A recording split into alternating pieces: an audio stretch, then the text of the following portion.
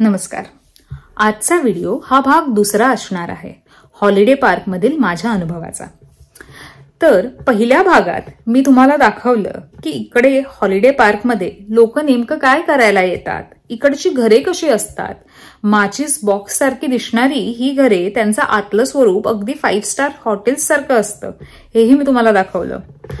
हा जर तुमचा पहिला भाग मिस झाला असेल तर त्याची लिंक मी कमेंट सेक्शनमध्ये दिलेली आहे. तर आम्ही ह्या हॉलिडे पार्कमध्ये अगदी रात्री पोहोचलो. वास्तू बघून झाल्यावर त्याचं कौतुक करून झाल्यावर आम्ही थेट सगळ्यांनी बिछाना गाठला, कारण इतके दमलेलो. खरंच प्रवासामध्ये ना खूप दमायला होतं. साधा आपण मुंबई ते पुणे जरी गेलो तो 4 तासाचा प्रवास, 4-4.5-5 तासाचा प्रवास आहे, त्यात इतकं थकायला होतं. साधा मुंबईतून बाहेरच कशाला जायचं, साधा बोरिवली ते चर्चगेट जरी आपण गेलो बसनी किंवा ट्रेननी किंवा आपल्या नेहमी ऑफिसला आपण जर जात असो तरी तो थकवा जाणवतो. आणि हो, प्रवास करताना नाही जाणवत बरं का, रात्री जेव्हा आपण झोपतो तेव्हा तो थकवा जाणवायला लागतो.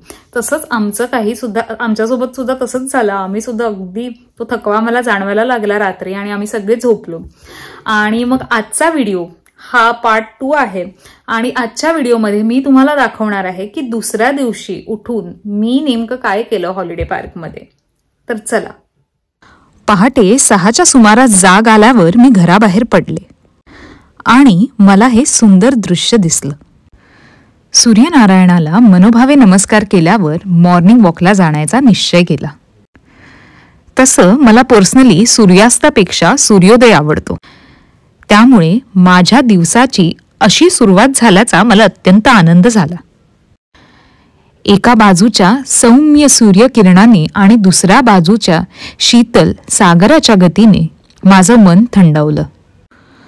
कुणीतरी माझा सारा थकवा एका पिशवीत बांधून त्याला छान गाठ बांधून कुठेतरी लांब दूरवर फेकून दिल्यासारखं मला वाटलं.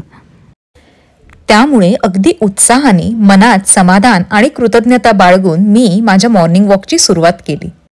पार्कच्या पाठी असे रेल्वे ट्रॅक्स होते. नशीब इथे रात्रीचे ट्रेन्स नव्हते, नाहीतर झोपच आली नसती. थोडं पुढे गेल्यावर अगदी हॉलिडे पार्कच्या शेवटी एका बाजूस अशी पायवाट होती. पण ही पायवाट नेमकी कुठे जात होती ते काही मला माहिती नव्हतं. त्यामुळे ह्या बाजूस मी फारशी पुढे गेले नाही. मनात म्हटलं, अतिउत्साहाच्या नादात आगाऊपणा व्हायला नको. लगेचच मी युटर्न घेतला आणि तेव्हाच मला माझ्यासारखाच एक व्यक्ती अगदी झाडाझुडपातून आपली वाट काढत काढत खाली उतरताना दिसला. तो खाली उतरला, पण त्यांनी मात्र ह्या पक्ष्यांच्या थव्याला घाबरवलं. पण त्याच्यामुळे मला हे सुंदर दृश्य पाहायला मिळालं. मनात म्हटलं, आज सरप्राईजवर सरप्राईज मला मिळत आहेत. इतक्या झाडाझुडपातून दगडातून आपली वाट काढत काढत अगदी आपला जीव सांभाळून खाली उतरणाऱ्या व्यक्तीचा छंद फोटोग्राफी नक्कीच असेल असं माझ्या मनात आलं. आणि ते बरोबर होतं. त्याच्या अथक प्रयत्नानंतर त्याला ते दृश्य टिपता आलं. आणि खरंच हे दृश्य कॅमेरामध्ये टिपण्यासारखंच होतं. जरासे पंख पसरून झाल्यावर हे सारे पक्षी पुन्हा महाचर्चेत दंग झाले. लांबून चिमुकले दिसणारे हे पक्षी जवळून बघायला गेले तर तसे फार मोठे होते. ह्यांना सीगल्स म्हणतात. खाडीजवळ, समुद्राजवळ जिथे बेसिकली पाणी आहे तिथे या पक्ष्यांची संख्या जास्त असते. सूर्यनारायणाचं, पक्ष्यांच्या थव्याचं आणि त्या फोटोग्राफरचं या तिघांचं दर्शन घेतल्यावर मी मात्र लेफ्ट राईट करत माझी मॉर्निंग वॉक सुरूच ठेवली.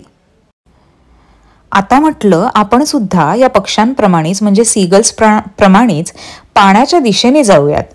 म्हटलं जरा बीच एक्सप्लोर करून बघूयात. तशी या खाडीला पहाटे बऱ्यापैकी भरती होती. आहा, पाण्याचा हा आवाज ऐकूनच अगदी मन तृप्त होतं. निसर्गातील one of the best musical pieces म्हणजेच या समुद्र लहरी. दूर आणि दूरपर्यंत मला काहीच दिसत नव्हतं, फक्त पाणी आणि पाणी दिसत होतं. आणि जेव्हा अशा निसर्गरम्य ठिकाणी कोणीच नसतं ना, तेव्हा एक वेगळीच शांतता अनुभवायला मिळते. निसर्गाचा तो आवाज ऐकायला मिळतो.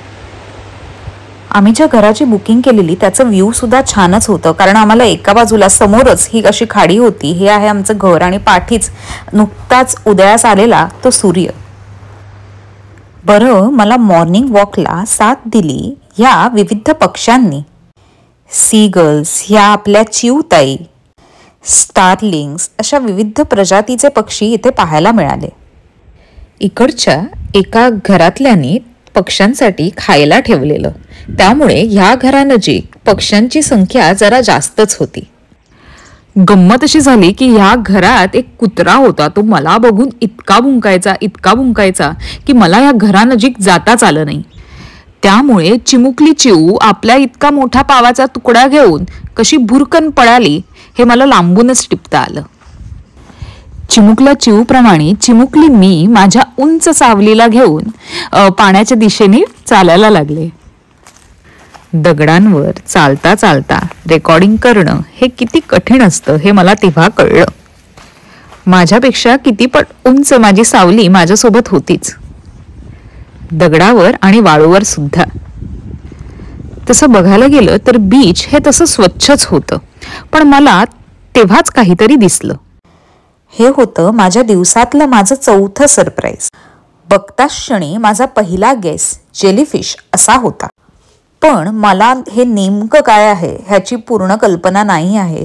हे जेलीफिश असू शकतं किंवा कुठला दुसऱ्या प्रकारचा मासा आहे का, किंवा प्लास्टिक आहे का, किंवा कोरल आहे का, हे मला माहीत नाही. पण तुम्हाला माहिती असेल तर नक्कीच कमेंटमध्ये लिहा.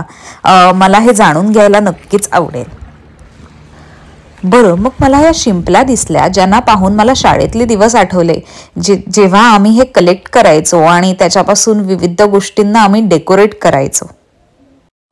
ह्या साऱ्या शिंपल्यांमध्ये हे छोटंसं खेकडे बाळ अगदी दडलेलं होतं. खूपच लहान होतं, अगदी म्हणजे करंगळी एवढं एकदम लहान आकाराचं ते होतं. हे सारं काही पाहताना बॅकग्राऊंडमध्ये पाण्याचं मधुर संगीत हे सुरूच होतं.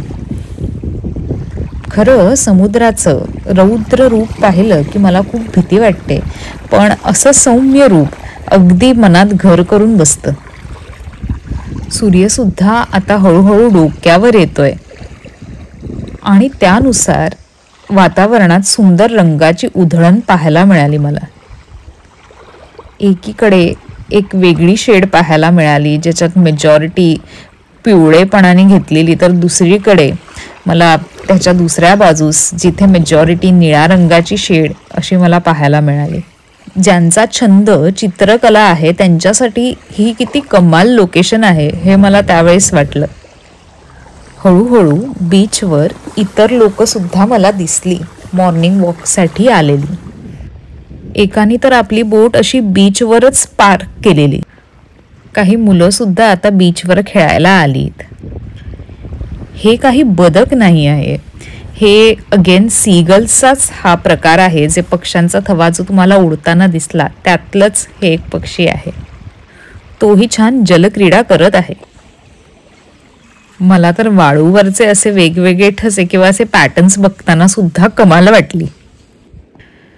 आणि हे टायर्समुळे बनलेलं वाळूवरचं हे सुंदर नक्षीकाम म्हणजे जणू कुणीतरी वाळूवर रांगोळीच काढली आहे का असं वाटतं.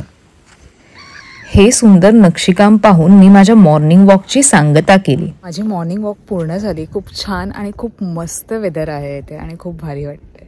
मॉर्निंग वॉक पूर्ण करून मी आता पुन्हा घरी चालले आणि बघूयात आजच्या दिवसासाठी काय ॲक्टिव्हिटीज प्लॅन्ड आहेत ते. आजच्या भागासाठी एवढंच. ह्याचा अजून एक भाग आहे, भाग तिसरा, ज्यात बच्चे कंपनी सुद्धा आहे आणि तो मी पुढच्या आठवड्याला अपलोड करणार आहे. तर तो तुम्ही नक्कीच मिस करू नका. आणि मी आशा करते की आजचा व्हिडिओ तुम्हाला आवडला असेल. जर व्हिडिओ आवडला असेल तर लाईक करा, तुमच्या मित्रमैत्रिणींसोबत शेअर करा आणि हो, सबस्क्राईब करायला विसरू नका. व्हिडिओ बघितल्याबद्दल खूप खूप धन्यवाद.